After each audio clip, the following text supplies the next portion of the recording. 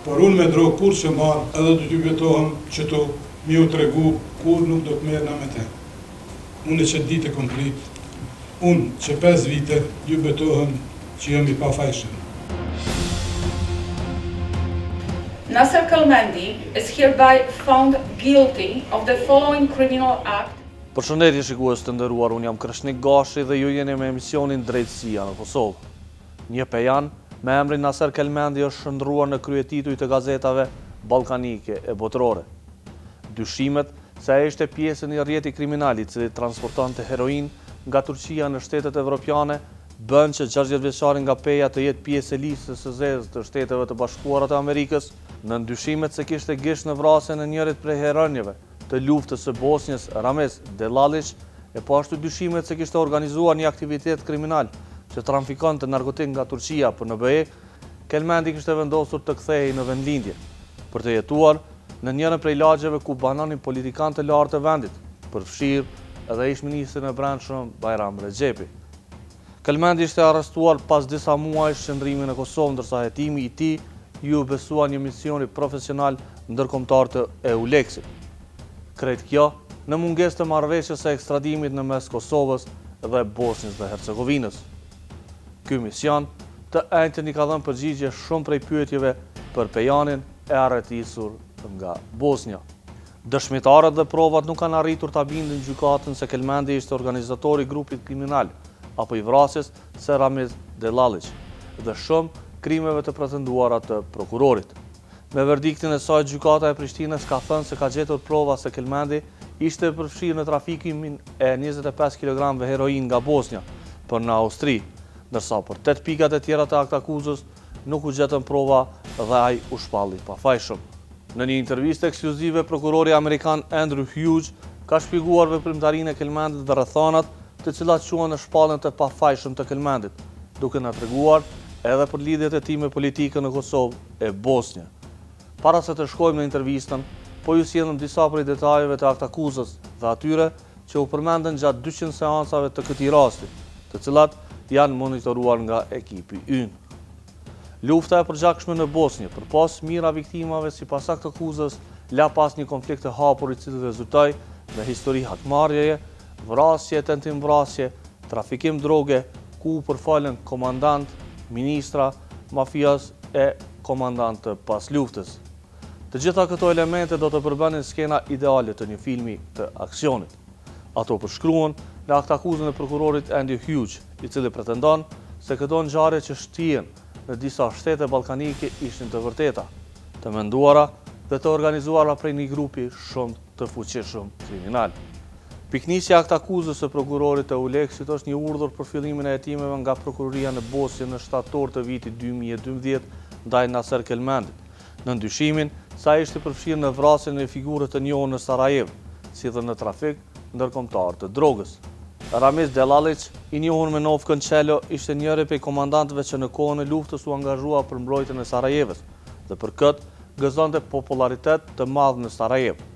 Por prokurori Hughes atij I jep edhe epitetin e gangsterit, e kjo sipas prokurorisë e bënte këtë rival të Kelmendit. Qelo u vra rreth mesnatës së 27 qershorit 2007 në Sarajevo, afër vendit ku banonte, ndërsa për shkak të reputacionit të tij, ai është qelluar 27 herë me plumba. Në aktakuzën e prokurorisë përshkruhet se autori I kësaj vrasje ishte serbi Strahja Raseta, që përshkruhet si një vrasës I njohur, I ndihmuar nga një I afërm I tij. Vrasja sipas prokurorit të EULEX-it ishte kryer për t'i hapur rrugë qarkullimit të lirë të drogës. Motiv tjetër për vrasjen është përmendur edhe lidhja që Delalic kishte pasur me gruan e Fahrudin Radojčić, politikanit I fuqishëm në Bosnjë dhe pjesë e skenës politike e mediale në këtë shtet dhe I afërt I Kelmendit. Radojčić, I cili vetë ishte dëshmitari I këtij procesi për disa ditë në Prishtinë, mohoi të kishte gisht në vrasjen e Delalicit. Ai madje u ndiej ofenduar nga pyetja e prokurorit nëse kishte lidhje me vrasjen e Delalicit dhe mohoi çfarë do përfshirje në aktakuzat e prokurorisë. Rreth 80 dëshmitarë janë intervistuar për të mbrojtur pretendimet e prokurorisë ndaj Kelmendit. Ish pjesëtar të supozuar të grupit dhe njerëz të tjerë që kanë dëshmuar, por që në fond sipas gjykatës ata nuk ishin edhe mjaft të besueshëm, për faktin e vetëm se kur janë sfiduar nga pyetjet e mbrojtjes së Kelmendit, kanë ndryshuar dëshmitë dhe kanë shfaqur mjaft kundërthënie. Kur kishte dëgjuar të rakt akuzë dhe kishte dëgjuar të gjithë dëshmitarët, Naser Kelmendi është befasuar dhe është betuar se është i pafajshëm dhe nuk ka gjë në këtë rrjet kriminal. Që i përket vrasjes, me kërku ndjes për familjen, se kjo është një bare rënd, më bajt me të, pa pas faj. Po çka me bo? Këtu e kem pas një dëshmitare me emrin Shela Turkovic, cila kanë qitë shumë rena, pa vërteta, po nuk më ka befasu. Arsyeja pse, se buni se e ka desh në vrah. Një ditë më vonë, pretendimet e prokurorisë janë hedhur poshtë në pjesën më të madhe, me arsvetimin se 80 dëshmitarët nuk arritën të argumentonin se Kelmendi ishte përgjegjës për krimet e kryera. E vetmi akt akuzë e argumentuar nga gjykata e shkallës së parë është se Kelmendi kishte gjesh në transportin e 25 kg heroin. Naser Kelmendi is hereby found guilty of the following criminal act, which was the subject of count 8 of the indictment. In July-August 2003 in Sarajevo, Bosnia and Herzegovina, acting without authority and jointly for the purpose of committing the offense with the man denominating in these proceedings as K2 and with 3 other not identified men, he put into circulation 25 kilograms of a substance that constituted a particularly dangerous narcotic called heroin, and for this crime, pursuant to Article 245, Paragraph 2 of the Criminal Code of Republic of Yugoslavia, he is hereby sentenced for 6 years of imprisonment. Naser Kelmendi is hereby acquitted of the following criminal charges. The charge under count 1 of the indictment, classified as organized crime and described in the following way. Naser Kelmendi, in co-perpetration with 12 identified persons and others, did organize, establish, supervise, manage, and/or direct the structured and organized criminal group, or did actively participate in this organized criminal group, knowing that his participation will contribute to the commission of the serious crime of aggravated murder. He is acquitted from the charge described under count 2 of the indictment. On many occasions, we heard here that the whole Sarajevo knew, the whole Kosovo knew, or the whole Balkan knew. But the court cannot base its findings on gossips, rumors, or informations found on the internet. We have a kind of a wide range of witnesses testifying here, and they testified for various motives. And I would say that a minority of the witnesses in this case testified for the sake of justice or the sake of truth.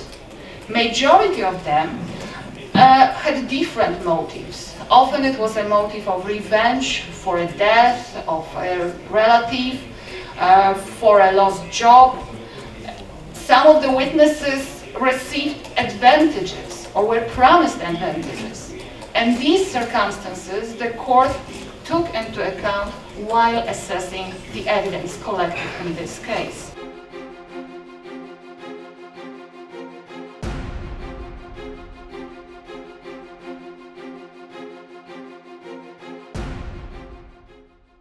Shikues të nderuar, pam pjesë të aktakuzës dhe vendimin e gjykatës. Mbrojtja është e pakënaqur me këtë vendim. Prokurori amerikan në një intervistë ekskluzive për emisionin ton shpjegon tërë procesin dhe faktet që EULEX i ka ndaj Naser Kelmendit. Prokuror, sot keni përfunduar një prej proceseve më të gjata në historinë e gjykimeve në Kosovë. Procesi ndaj Naser Kelmendit është dënuar 6 vite me vendimin e shkallës parë. Ju si prokuror, a jeni të kënaqur me këtë vendim edhe çush po e shihni?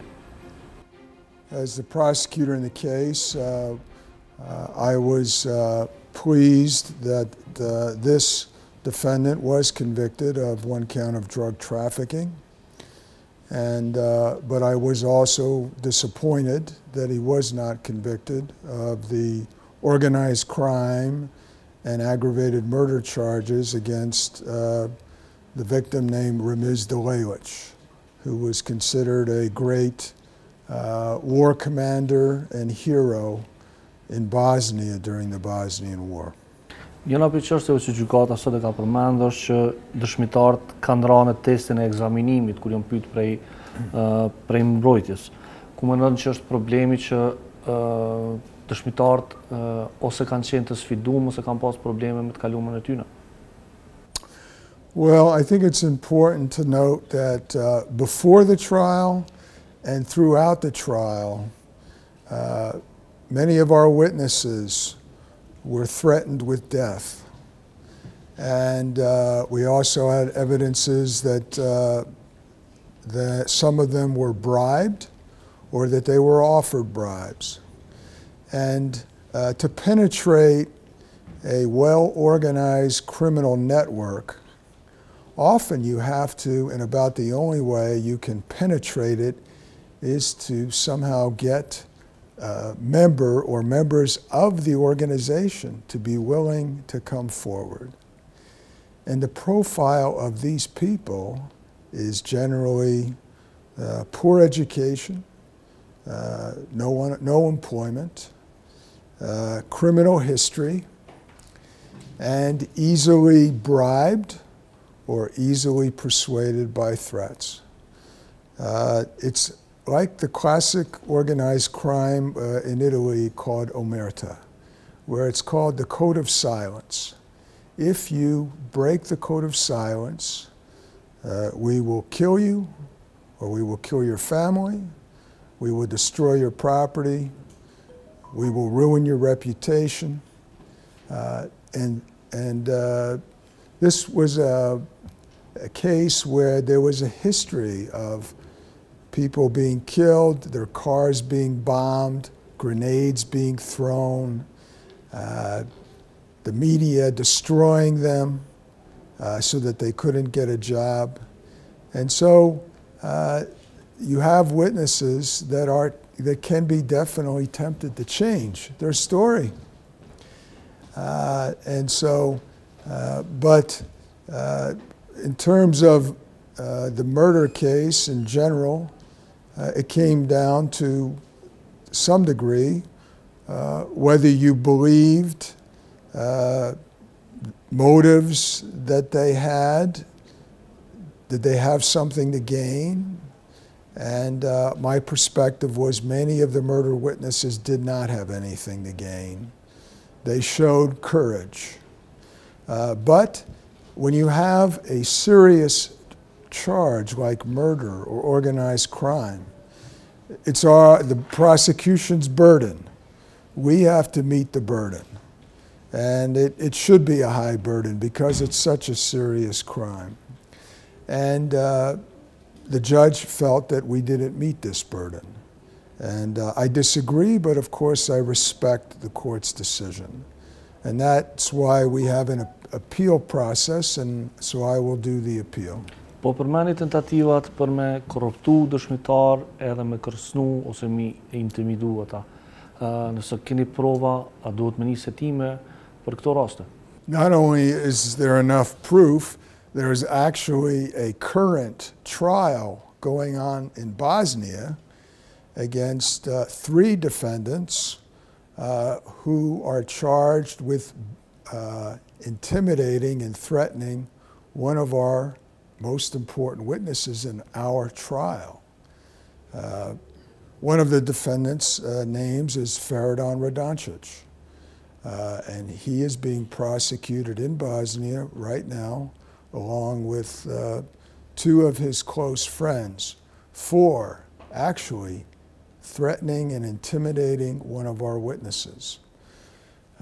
So, yes, the answer to your question is yes, there is enough evidence, and there's been an ongoing trial regarding those defendants for over a year now.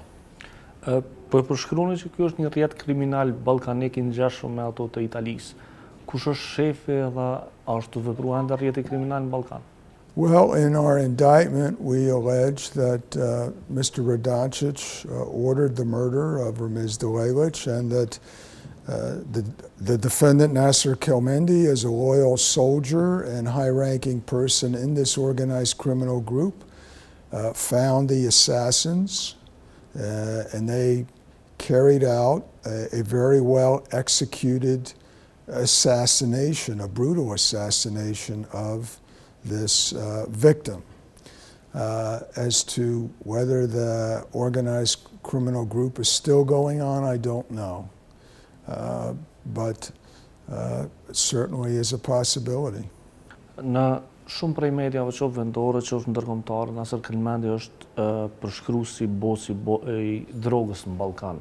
Sot në gjykatësia tregoi e tha që këto kanë qenë vetëm fjalë të cilat janë dëgju, po në gjykatore nuk kanë mri me u provu.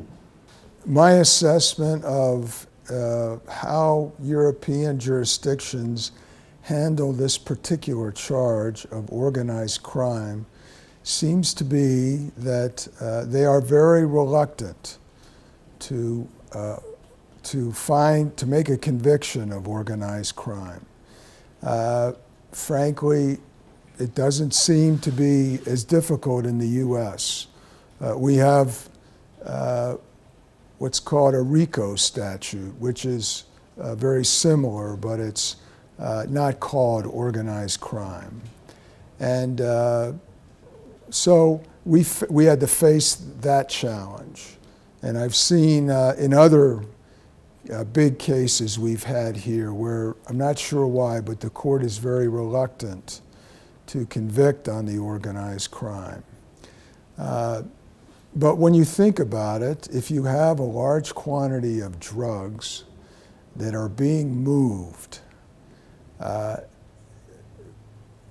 is it reasonable to really think that one person is doing this? But part of the proof is you have to show who else was involved. And one of our key witnesses, we presented evidence that he changed dramatically his testimony after threats were made against his family. And so that became a problem. And so the court had to assess the fact that he dramatically changed his testimony. We believe as a result of his family being threatened, and maybe the court had a different assessment of that. Another important issue in general is if you have a tremendous wealth, where does it come from? So this defendant gave a story about how he worked for many years building up a business and then expanding the business. Our assessment was that yes, he may have had success in business, but given the level of wealth, it seemed very reasonable, and we had witnesses say that he obtained tremendous wealth from the trafficking of heroin and ecstasy. And from my point of view, heroin is one of the most dangerous and awful drugs in the world. And in the US, we have a tremendous addiction problem with heroin. And in Europe as well, and thousands of people are becoming addicted. They are dying, and their families are being destroyed, while the drug dealer makes millions and millions of dollars preying on these poor people. So, my assessment is we have to aggressively go after them.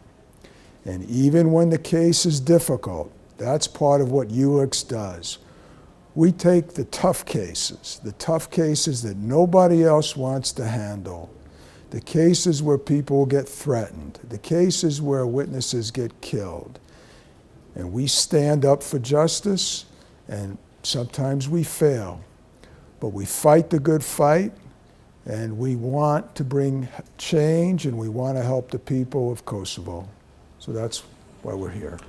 Po flasim për heroinën, për drogën, për rrezikun e saj, po nëse ju e keni përshkruar si një narkodiler Naser Kelmendin, ai mas këtij vendimi për rreth 2 vjet ka me qenë I lirë.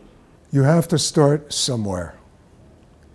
And the point is, you give it your best shot, and you send a message to those drug lords.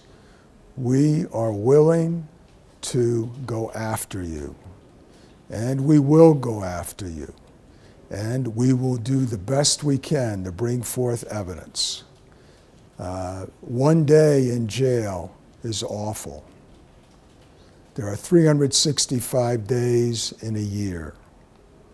So 4 years, 6 years, it is a punishment to be sitting in jail for that period of time. And, my perception is sentencing in Kosovo and in Europe in general is very, very low. In the US, you would go away for many, many years if you were convicted of transporting a large amount of drugs. I got 20 years on one case for 2 grams of meth because the guy had 2 prior felonies and he wouldn't take the deal, and we took him to trial. He tried to kill my informant, and the judge put him away for 20 years. Now that's sending a message. So people need to be held accountable for their actions. But these people are so arrogant, and they think, and most of the time they get away with it. But you start out with 4 or 6 years, and maybe the next time you get more. And if you keep persevering, eventually you will take them down. Përshkruni Naser Kelmendin si njëri me ndikim në Bosni, po a ka ndikim në Kosovë? Well, I think if you make what we call reasonable inferences, if it's true that he is trafficking large amounts of drugs in Kosovo, then he is certainly having influence on the people that are taking these drugs or selling these drugs. And as to whether his operation is still, existent or not, I don't know. But certainly anybody who is trafficking, look at it this way. If I have 100 grams of heroin and I get 1 or 2 hits from 1 gram, and there is 1,000 grams in 1 kilogram, so how many hits are in 100 kilograms? What is that, 100,000? So that poison is going into the bodies of the children and young people of Kosovo, and it's destroying them. And so if you destroy the young people of Kosovo, you destroy the country. Po flasim për njëri cili besohet që ka edhe shumë prona në Kosovë. A keni evidenca nëse ka pasuni të regjistruar në Republikën e Kosovës, edhe çka është dashur me ndodh me ato prona mas këtij aktgjykimi? Well, he found an appraiser who appraised 3 of his houses in Peja as being worth over 2 million euros. And that's not even scratching the surface of what he has. We asked him what his net worth of wealth was, and he basically said, I have no idea. We know he owns the Casa Grande Hotel in Sarajevo. He owns another hotel in Montenegro. He owns lots of properties. And this is what they do with their drug money. They hide it in properties. You can't put it in a bank because any bank transaction of 10,000 or more euros must be reported. So they end up spending a good part of their life trying to figure out where to hide the money. So yes, he does own a lot of property. And vehicles. Let's see, I'm trying to remember. He had some kind of real expensive sports vehicle worth about almost 200,000 euros. His sons have vehicles. He said that he bought and sold vehicles, but he has a lot of property. Now, we don't have the ability at this point to seize that property. The general rule of thumb is you can seize property that is connected, that you can prove is connected with drug trafficking. Our case, we were not able to investigate that issue. So, and I also want to stress the fact that everyone accused of a crime is presumed innocent. And Mr. Kelmendin has been afforded that presumption, and every defendant should be afforded that presumption. So I want to try to qualify everything I say with that important presumption. And he has a right to appeal the conviction. He has a right to hire the best attorneys in the world. And if they reverse that conviction and he is set free, well, the system is still doing what it's supposed to do. Jemi në kohën kur duhet mu dorëzu ankesat pas shpalljes së gjykimit në gjykatën e apelit. Çka pritni për gjykatës të apelit? Well, first, the presiding judge has to draft a very in-depth written judgment. And given that this trial has gone on for 3 years, she has a very important and difficult job. So once we receive that written judgment, we have a right to appeal that judgment within a period of time. And so both myself and defense will file our appeal. And then the appellate court will review all the evidence and will review our appeal. And so the process will take some time.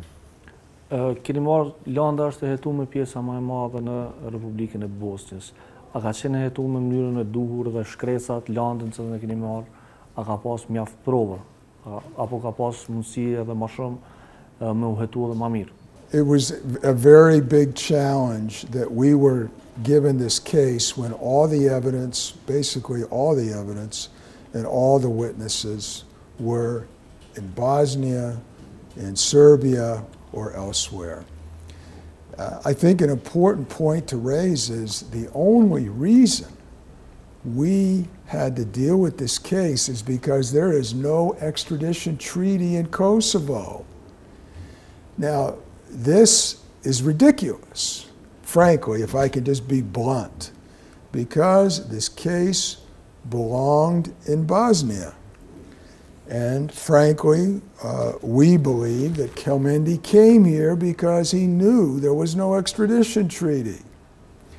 We presented evidence that he knew 2 days before the international arrest warrant, he comes from Montenegro to Kosovo, and he's a citizen of Kosovo, and he has a right to come here. But he even told the pretrial judge, I'm in the Drejtesia Hotel in September, and I see that they want to arrest me for murdering Ramiz Delalic. Well, did you do anything about that? He did nothing until he was arrested 8 months later. And for us, that was evidence of guilt. If you're so innocent, go back to Bosnia. Tell them, hey, I didn't do this, but he didn't. And So we had a tremendous challenge because all your evidence and all your witnesses are in Bosnia. They are subject to being threatened there, bribed. They have no money. They have no future. They're afraid for their families. Mr. Drejtesia had his media empire, and one by one, he would destroy our witnesses' reputation in his media. So who wants to testify? Who's willing to? And we even had trouble getting the complete case file. And we had a limited time to prepare the indictment. I made 5 trips to Sarajevo to get the evidence. And over time, we developed cooperation with Bosnia, but it was very, very difficult. E përmend që Kelmendi ka ardhur në Kosovë për të ikë gjykimit në Bosnjë. A mendoni cili ka qenë qëllimi i tij që me ikë procesit e marrë më gjyku për një gjykate e cila është e financuar edhe gjykatë me gjykatës të prokurorit të Bashkimit Evropian? Well, you know, to some degree you're asking me to speculate, but perhaps he never thought he would be arrested in Kosovo. And for 8 months he wasn't. And if he wasn't arrested, I think he still would be hiding in Kosovo. So I don't know. I cannot tell you what goes on in his mind, but we stand by our indictment and believe that he was involved in this brutal murder. Me vendimin e gjykatës, Naser Kelmendi do jetë I lirë pas më pak se 2 vitesh, pasi gjatë kohës kur po akuzoi, ai është mbajtur në paraburgim. Mbrojtja pretendon se edhe dënimi prej 6 vjetësh është I padrejtë. Zotni Berisha, klienti juaj Naser Kelmendi është dënuar me 6 vjet burgim për akuzën për trafik droge. Për tjera të shpalli pa fajshëm. Qysh e vlerësoni këtë procesin edhe çka ka menduar tash tutje? Rrugë gjatë mundimshme, e kam thënë dhe po përsëris, një pjesë e drejtësisë dole në dritë, ngelen një pjesë e padrejtësisë, mendoj se ishte një gjykim kompromisi për të balancuar dhe për të kamufluar dështimet e prokurorisë. Jam I bindur se ajo për çfarë shpall fajtor zoti Kelmendi nuk qëndron, nuk ka ndodhur dhe do të rrëzohet më lehtë se gjithçka tjetër. Është aludu, edhe ju vetë keni thënë që në media të caktuar ajo është quajtur bosi I drogës. Çka tash tutje, çka do të mendoni me këto akuza? Absolutisht, dje unë e kam thënë dhe jam I lumtur që u konfirmua që jo vetëm që zoti Kelmendi ishte bosi I drogës as I Kosovës, as I Ballkanit, as I Evropës, po jam I lumtur që as Kosova, pra nuk ka prodhu klient në thojza të narkokarteleve të botës, siç pretendoi presidenti Kelmendi. Unë I kam thënë edhe prokurorisë, edhe gjykatës zoti Kelmendi meriton një kërkim falje pafund për gjithë atyre që e kanë njollosur në vazhdimsi pa asnjë provë vetme e aq më pak për këto çfarë shkruaj. Zoti Kelmendi vazhdon me qenë në listën e personave të padëshiruar në Shtetet e Bashkuara të Amerikës. A mendoni që mas këtij gjykimi kjo ka ndryshuar? Lista është çështje tërësisht në diskrecion të Shtetit Amerikan, por unë e kam thënë edhe këtë, e kam potencuar në fjalën time përfundimtare.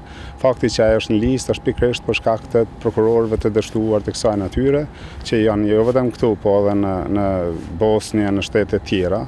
Fakti që është ai në atë listë është për shkak të dëshmitarëve të pashpirt, të korruptuar, kriminal të vërtetuar, të cilët në emër të konvertimit të lirisë dhe shlyrës së kaluar tyre kanë zgjedhur në Kelmendi për ta bërë njeri me nam për të përfituar vetë, por kjo mendoj me kohë do të demantohet. Kur jemi të dëshmitarët, prokurori amerikan pretendon që tashmë veç ka nisë procedura hetimore për intimidim edhe për kërcënim të dëshmitarëve në Bosnjë. Trillim I prokurorisë me qëllim për të arsyetuar dështimin e tyre. Nuk ka asnjë dëshmitar I cili është paraqitur para gjykatës dhe ka thënë se jam kërcënuar nga zoti Kelmendi ose familja e tij.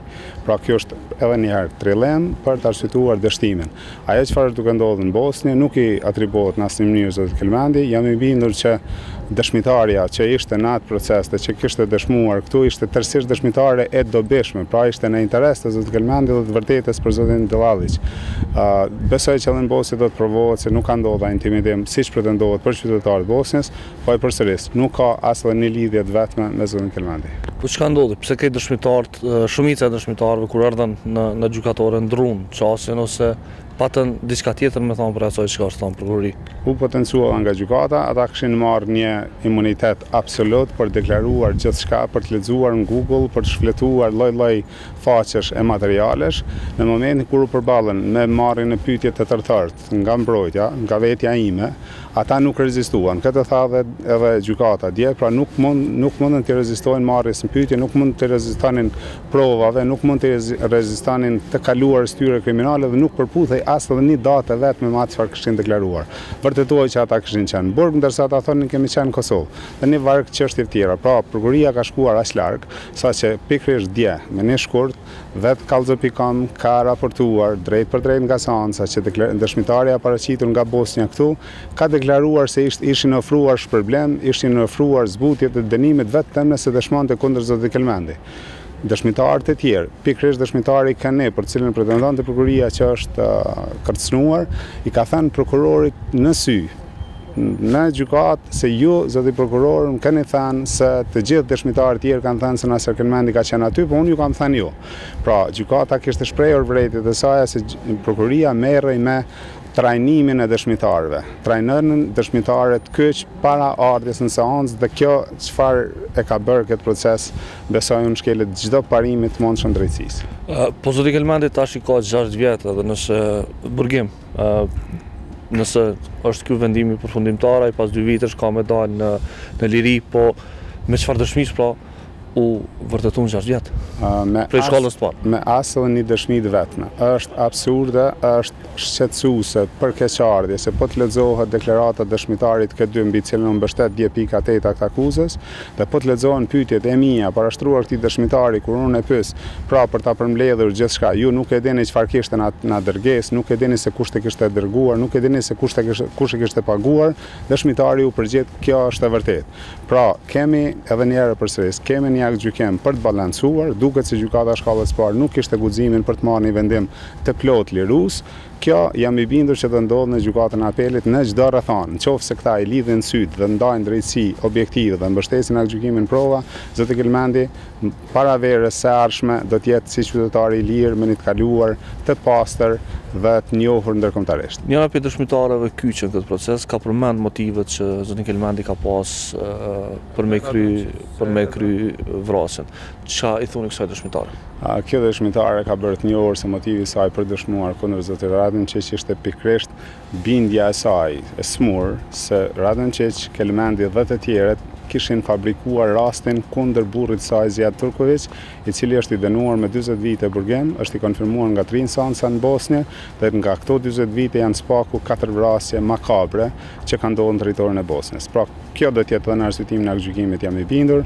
Shella Turkovići ka arritur ta manipulojë vetëm prokurorin e Kosovës, vetëm prokurorin special për fatkeqësi, sepse ai ka rënë viktimë e tij dhe përpasoi ka psuar një debakël siç ka psuar këtë ditë. Shikues të nderuar, ishte ky rrëfimi për Naser Kelmendin, pejanin që u përfol shumë për ndikimin e tij në Bosnjë e Ballkan. Ne kaq kishim për sonte. Ju mund të na shkruani në Kallzo.com, mund tani po ju lë me rubrikën Policia dhe deri të premten e ardhshme, nga unë Krishnik Gashi. Mos e shkeni ligjin.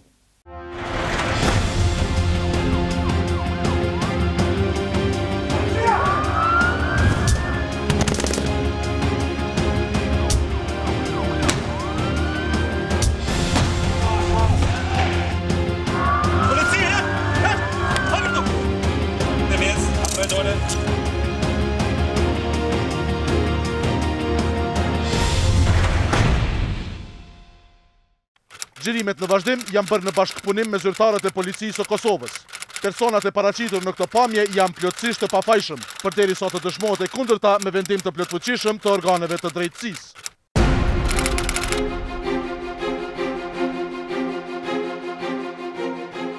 Njësiti dëtën e Gjakov ka pranu disa informacione për një lokacion që dëshohet se në të kultivu bimë narkotike, kanabis satives, edhe bazë veprimeve timore që kemi ndërmarë lidhur me këtë aktivitet kriminal që po dyshohet se veç është në rritje në Kosovë.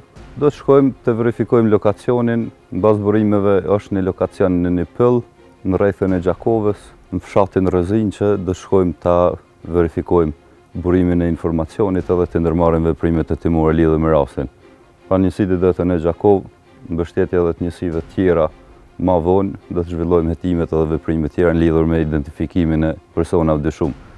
Në këtë kohë po fillojmë është rrethores 3:30 mëngjesit, do shkojmë lokacionin me hetus të dëtën e Gjakovë.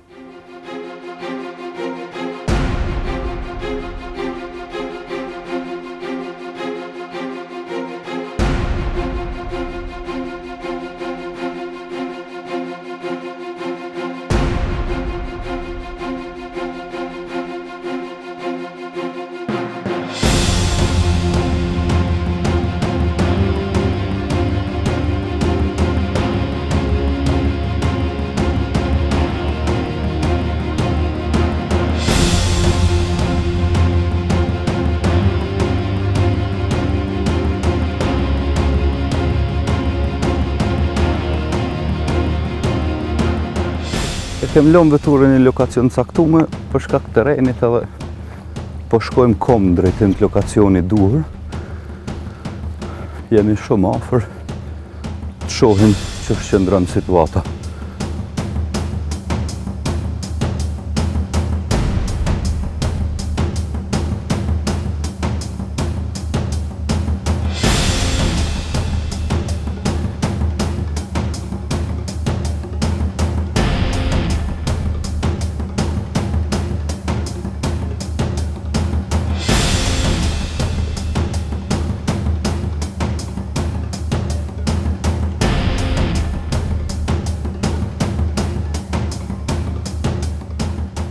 Pra, kemi arrit në lokacionin ku e nis, e kemi vërtetu burimin e informatës, vetëm po shihen bimët e kanabisit kultivume që janë në saksi edhe në thas të najlonit, ku këtë zonë është edhe një pjesë tjetër ku e kanë kanabisin e kanë si rasat, për punë që me mjell në vazhdimësi, ata mundën me shku edhe me pa, në këtë vend këtu do të merren edhe mostrat prej këtyne bimëve, edhe do të zhvillojmë veprime hetimore rreth identifikimit të personave dyshuar.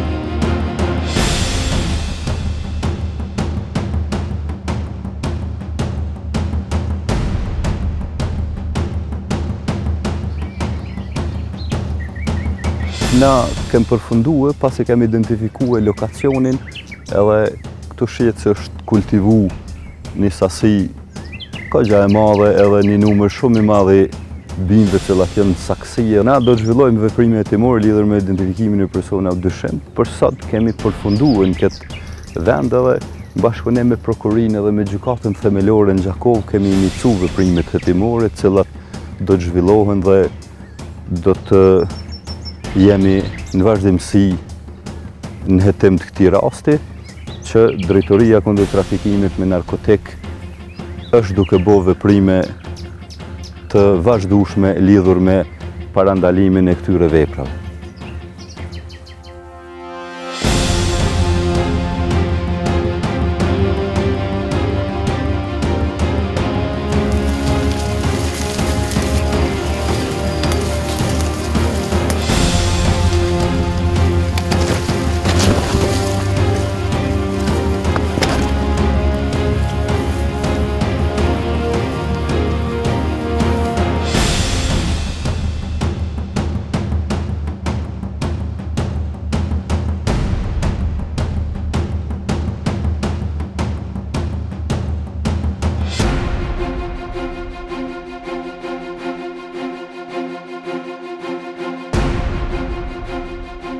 Bastise që do të zhvillohen në zonën e Gjakovës, mirë po njërin nga personat të dyshuar një lokacion në një kafeteri është arrestuar nga ana njësitë DTN.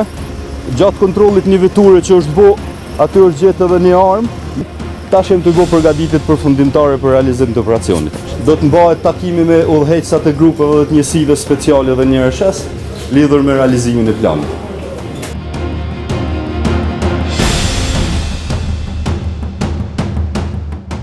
Jam të gjerja shefi njësisë petime narkotikëve në Gjakov, kemi njësinë e PS në asistencë, njësinë antidrogës, rështerin shefin e njësisë, me kolegë tjerë. Jemi mbledh me qëllim të realizimit planit operativ, cilën e kem kodu Pellgu 2017. 4 lokacione i kem planifikume për bastisje. Hetus të kanë proces verbalet, fotografit e lokacioneve dhe krejt informacione që kemi patë.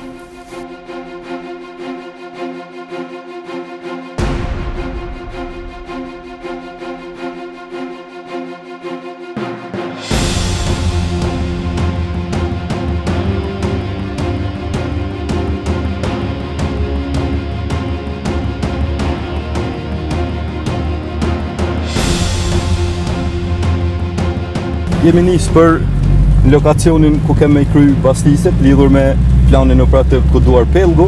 4 lokacione kanë mu bastis me urdhër prokurisë dhe gjykatës themelore Gjakov. Ka të bëj lidhur me një rast kultivimit, edhe blerja shitja posedimi, dyshohet me pas edhe armë të lokacione.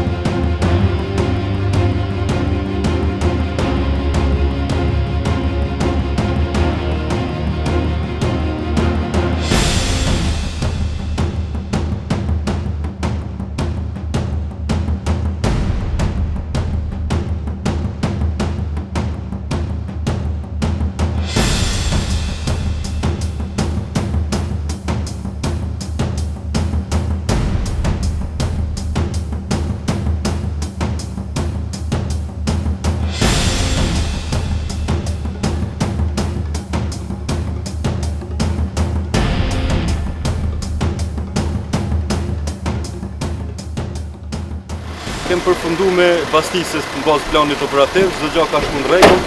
Janë arrestu personat e dyshuar lidhur me rastin, janë gjetë një numër i armëve dhe municionit ndryshëm, për cilat do të procedojmë bashkëpunime edhe me stacionin policor Gjakov për personat e dyshuar për armë të cilat janë konfiskuar.